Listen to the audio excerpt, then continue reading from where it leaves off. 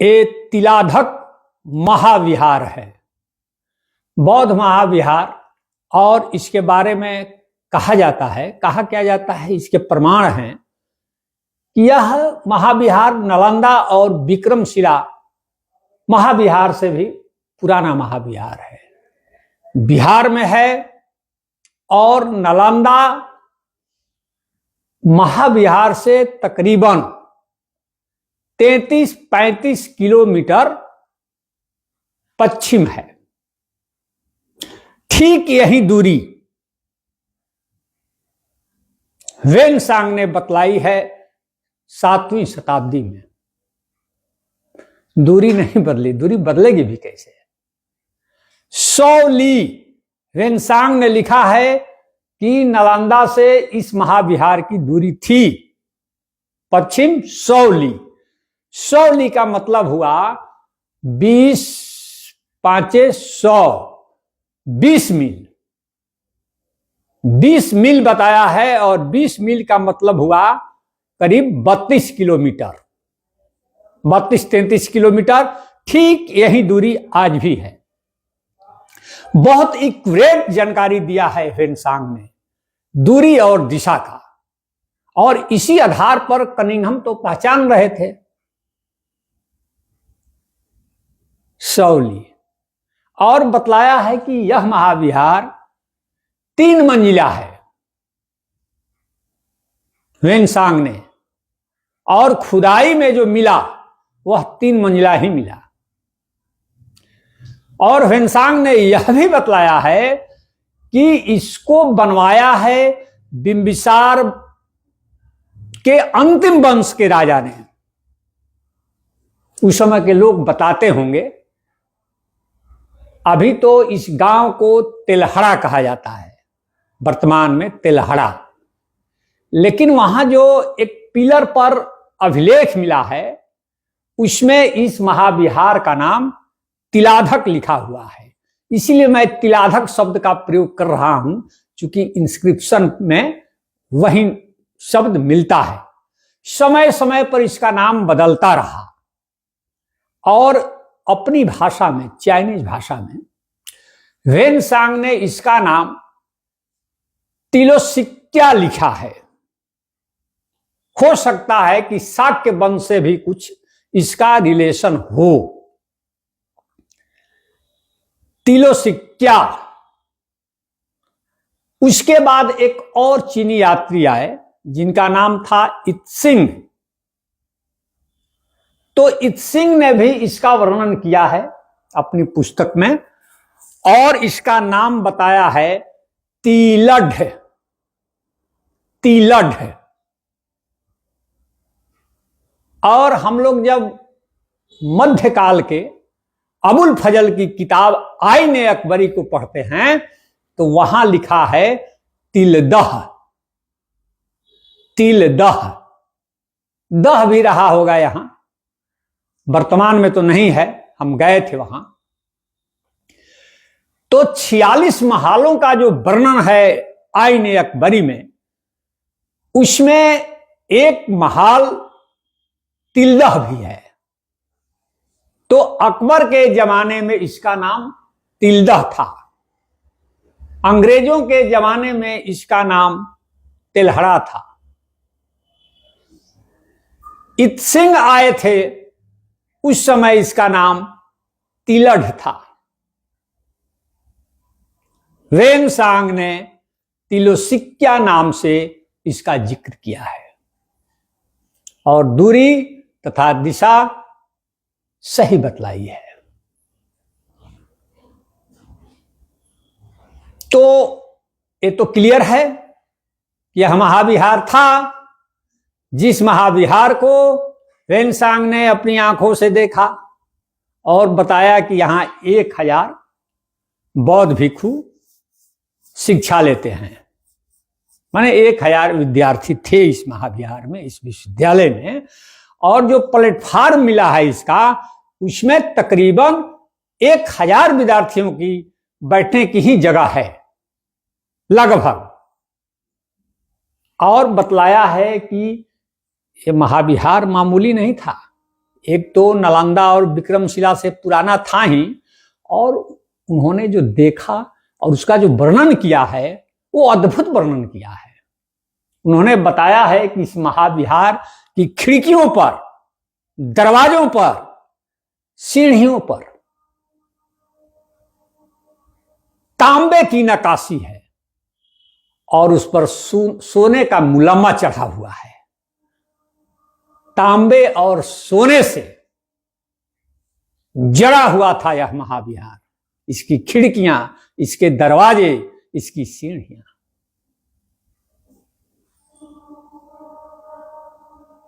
अद्भुत वर्णन किया है। और आप लोग एक बार इस महाविहार के बारे में उन्होंने जो देखा उसको पढ़िएगा।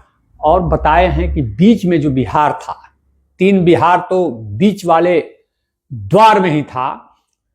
उस महाविहार में 20 फीट ऊंचा तथागत बुद्ध की मूर्ति थी। वो मूर्ति अभी तक प्राप्त नहीं हो सकी है।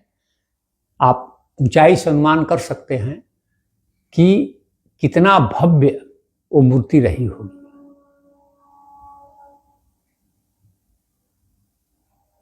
तो हेनसांग ने इस महाविहार को देखा, इत्सिंग ने देखा,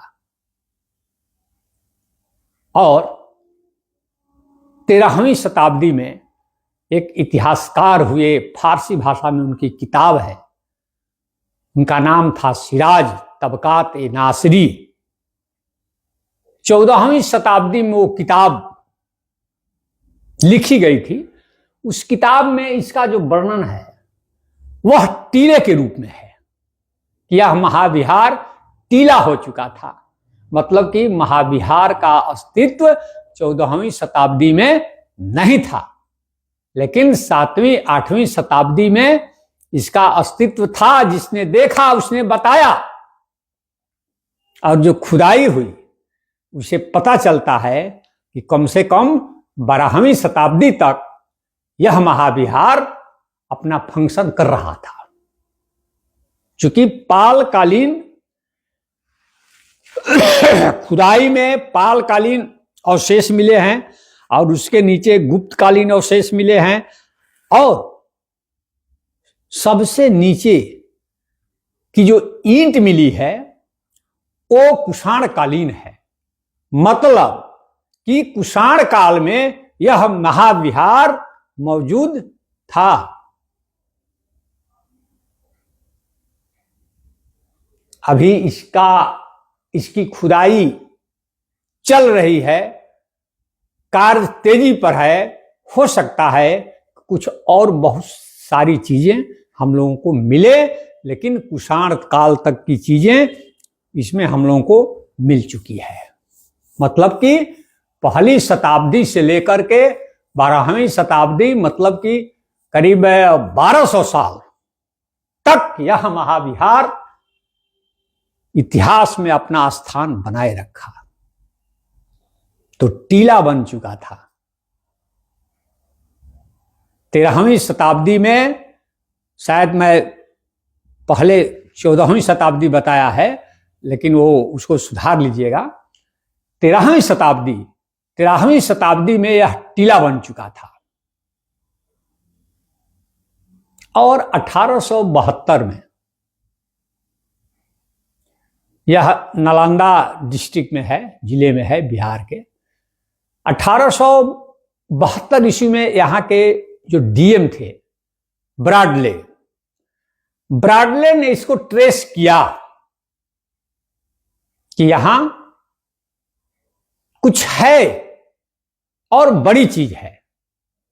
खबर अलेक्जेंडर कनिंघम तक पहुंची और अलेक्जेंडर कनिंघम अपने साथी वेगलर के साथ यहां आए 1872 में ही।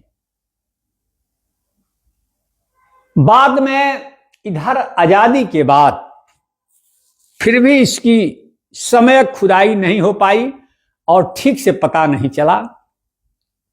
हमारे बिहार के माननीय नीतीश कुमार ने पहला फवाड़ा चलाकर दिसंबर 2009 में इसकी खुदाई आरंभ की और ठीक इसी महीने में जनवरी 2014 में इसका अस्तित्व सामने आया। तो तिलहरा विश्वविद्यालय तो पता था 2014 से पहले, लेकिन भोजपुरी में एक कहावत है, चले जाओगे तिलहड्डा में या तिलहड़ा में। देखिए, इस मुहावरे में तिलहड़ा विश्वविद्यालय का इतिहास छिपा हुआ है। इस पर मैं विस्तृत नहीं अभी बोलूंगा, लेकिन आगे जरा दिखाइए कि तिलहड़ा विश्वविद्यालय में क्या क्या मिले हैं। तो नेक्स्ट, ये तिलहड़ा विश्वविद्यालय की खुदाई का दृश्य है, आप देख पा रहे हैं। मैंने बताया कि यह 3 मंजिला है। 2-4 साल पहले मैं भी यहां गया। नेक्स्ट दिखाइए, ये देखिए तिलहड़ा विश्वविद्यालय में ये सब पिलर आप देख पा रहे हैं। तिलहड़ा विश्वविद्यालय का एक कुआं है, वहाँ तो साधना कक्ष है, विहार हैं, और जो वहाँ प्रोफेसर थे उनके लिए, फैकल्टी मेंबर के लिए अलग अलग सेल बने हुए हैं, नालियाँ हैं, प्लेटफार्म है, वहाँ से भोटी वस्तु मिले हैं, तथागत बुद्ध की मूर्तियाँ मिली हैं, अवलोकितेश्वर की मूर्तियाँ मिली हैं। नेक्स्ट जरा दिखाइए, ये बहुत सारे